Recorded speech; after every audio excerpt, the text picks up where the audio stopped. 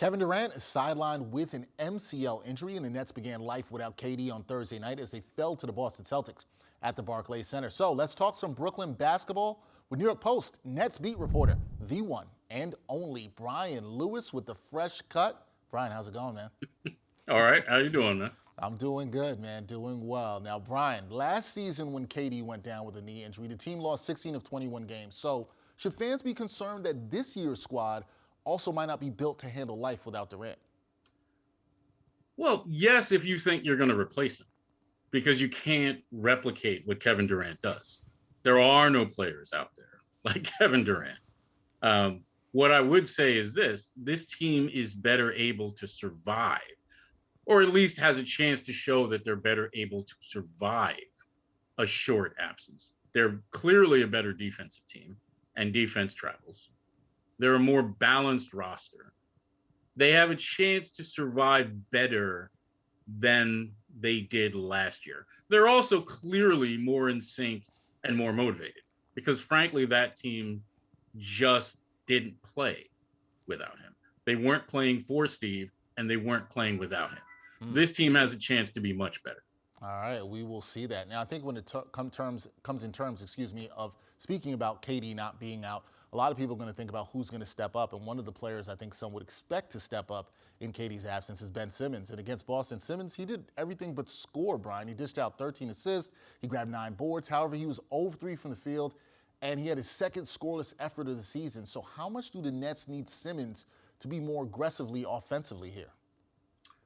Both. They could use more scoring from him, and they do need him to continue to be aggressive. Now, listen, he's never going to be a scorer, and I know that he has on occasion had reasonably big scoring nights, but he'll never be a scorer.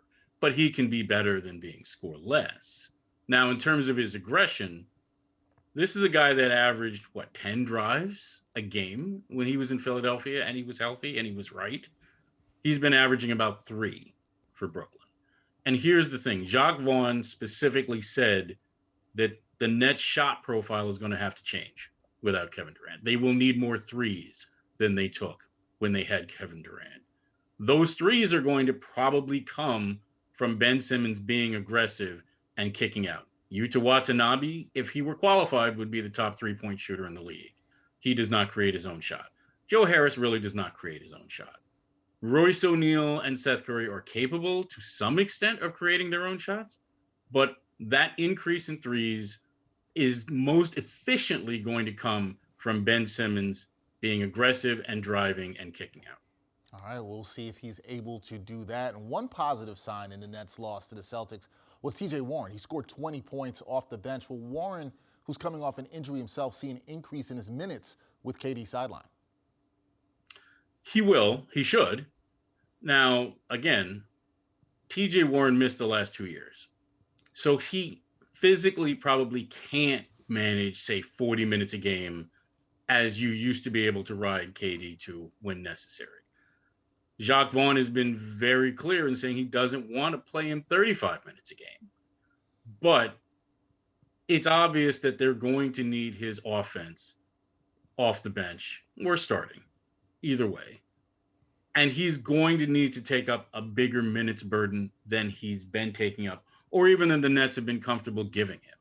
That's probably going to be in the cards at some point over the next several weeks.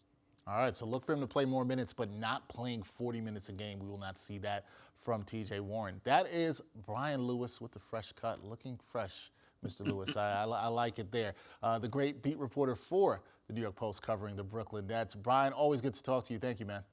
Oh, thanks for having me.